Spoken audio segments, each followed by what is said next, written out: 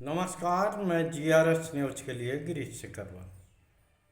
आज का ब्लॉग मैं बिहार से संबंधित ही बनाने जा रहा हूं। इस ब्लॉग में मैं बताने वाला हूं कि बिहार में चुनाव आयोग की कवायद को एक तरह से सुप्रीम कोर्ट ने किस प्रकार खारिज कर दिया है, इसकी जानकारी भी मैं आपको देने वाला हूं। और बिहार में ही कल प्रधानमंत्री गया में एक रैली को या कहीं जनसभा को संबोधित कर रहे थे। उसमें उन्होंने अपनी बातों से क्या अपनी ही सरकार को फंसाकर सेल्फ गोल कर लिया है, ये बात भी मैं विस्तृत तौर पर आपको बताने वाला हूँ। माननीय सुप्रीम कोर्ट में कल बिहार की एसआईआर को लेकर सुनवाई थी। निश्चित तौर पर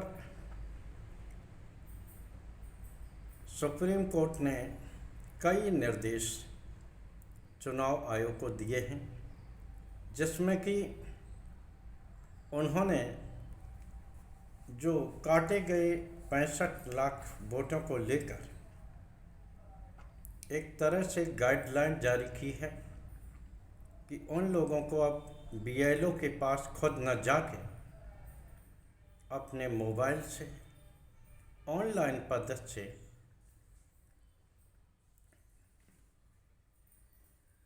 फॉर्म भरना होगा। नए मत बनेंगे और उसके रिकॉर्ड के रूप में सिर्फ आधार कार्ड ही देना। निश्चित तौर पर एसआईआर के दौरान किस प्रकार चुनाव आयोग ने हड़बड़ाहट में या सोची समझी साजिश के तहत जो 11 दस्तावेज लिए थे, जिससे कि आधार और मतदाता पहचान पत्र को, जो कि खुद निर्वाचन आयोग का दिया हुआ है, उसको इन 11 रिकॉर्ड की सूची से बाहर कर दिया था। लेकिन अब माननीय न्यायालय ने साफ कहा है कि वो आधार कार्ड को भी वरीयता दें और उनके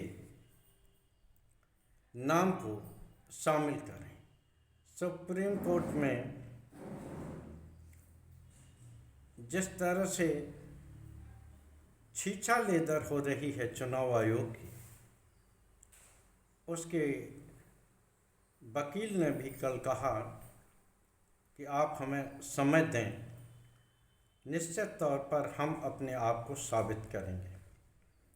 ये दर्शाने को काफ़ी है कि जो बिहार में वोट चोरी, वोट अधिकार यात्रा जो निकल रही है, उसका असर है कि जिस प्रकार गांव में सिर्फ एक चोरी की सरकार, वोट चोर गद्दी छोड़ जैसे नारे लग रहे हैं और चुनाव आयोग को जिस प्रकार टारगेट किया जा रहा है, सभी लोग गांव खेड़े तक, बूथों तक ये बात पहुंच गई है किस प्रकार निर्वाचन आयोग सत्ताधारी दल के साथ खड़ा है।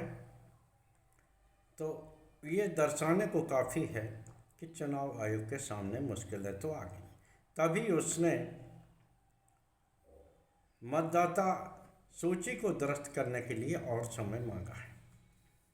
निश्चित तौर पर सुप्रीम कोर्ट के इस आदेश से उन मरे हुए जिंदा लोगों को काफ़ी राहत मिलने वाली है कि जिन्हें एक योजना के तहत सत्ताधारी दल को फ़ायदा पहुंचाने के लिए निर्वाचन आयोग ने मृतकों की सूची में डाल दिया था। अब जगह जगह वही मरे हुए लोग, जिन्हें कि निर्वाचन आयोग ने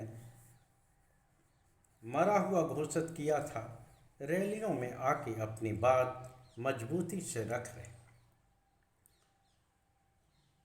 कल प्रधानमंत्री भी गया में थे। रैली में उन्होंने घुसपैठियों का जिक्र किया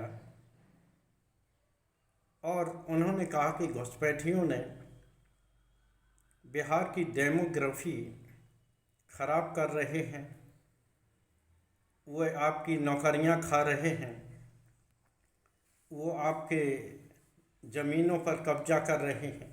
यहाँ तक कि उन्होंने लड़कियों तक की बात कही कि किस तरह वो लड़कियों को भी खराब कर रहे हैं।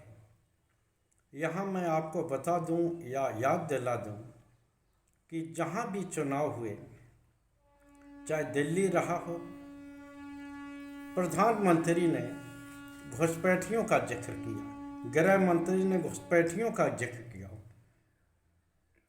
यहाँ एक सवाल ये किया जा सकता है मौजूदा सत्ता से कि 11 साल से आप सत्ता में बैठे, सीमाओं पर कोई कांग्रेस के कार्यकर्ता नहीं बैठे, बल्कि वहाँ सेना खड़ी है, बीएसएफ के जवान खड़े हैं जो कि गृह मंत्रालय के अधीन आते हैं, रक्षा मंत्रालय के अधीन आते हैं।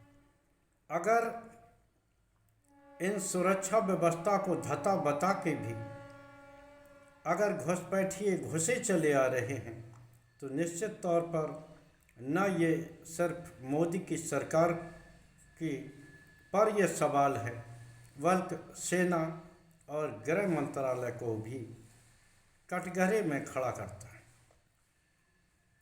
क्या मोदी खुद की ही सरकार पर ऐसी तोहमत लगा रहे हैं या वह अपने सरकार की असफलता को दिखा रहे हैं कि किस प्रकार मैंने सत्ता में रहते हुए घुसपैठियों पर रोक नहीं लगा। निश्चित तौर पर मौजूदा सत्ता कटघरे में खड़ी। आप सभी लोगों ने देखा होगा, झारखंड के चुनाव में भी इस बात का काफ़ी जिक्र हुआ था, लेकिन जैसे ही वहाँ हेमंत सोरेन फिर से सत्ता में आए, घुसपैठियों की चर्चा बंद हो गई। हर राज्यों में जहाँ जहाँ चुनाव होगा वहाँ घुसपैठियों की बात करें। अगर म्यांमार और बांग्लादेश आदि के घुसपैठिया घुसे चले आ रहे हैं, बिहार की सीमा सिर्फ नेपाल से जुड़ती है। अगर दो दो देशों को पार करके अगर घुसपैठिया बीएसएफ की चौकियां फलांग कर सेना को बाईपास करके बिहार तक चले आ रहे हैं तो निश्चित तौर पर ये एक तरह से सत्ता जो कि केंद्र सरकार है उसके इकबाल पर सवाल है, उसकी जिम्मेदारियों पर सवाल है। क्या प्रधानमंत्री ने अपनी ही सरकार को कटघरे में खड़ा कर दिया या उनकी योजना सिर्फ विपक्ष को बदनाम करने की? इससे एक प्रश्न भी ये उठा है कि 2024 का जो चुनाव हुआ, क्या इन्हीं अवैध घुसपैठियों ने वोट देकर भारतीय जनता पार्टी या उनके सहयोगियों को चुनाव जितवाया है? ये प्रश्न मैं आपके ऊपर छोड़कर अपना ब्लॉग यहीं ख़त्म करना चाहता हूँ। एक तरह से आपने देखा किस प्रकार माननीय न्यायालय ने बिहार में चुनाव आयोग की उस योजना को ध्वस्त कर दिया और आधार को महत्वपूर्ण बना दिया, और दूसरी ओर प्रधानमंत्री खुद की सत्ता पर किस प्रकार सत्ता को ही कटघरे में खड़ा करते दिखाई दिए, निश्चित तौर पर यह दर्शाने को काफ़ी है कि बिहार में मामला फंसता हुआ दिखाई दे रहा है। आज के ब्लॉग में बस इतना ही। जय हिंद, जय भारत। कल फिर किसी नए मुद्दे पर आपके साथ जुड़ने का प्रयास करूंगा। जय हिंद।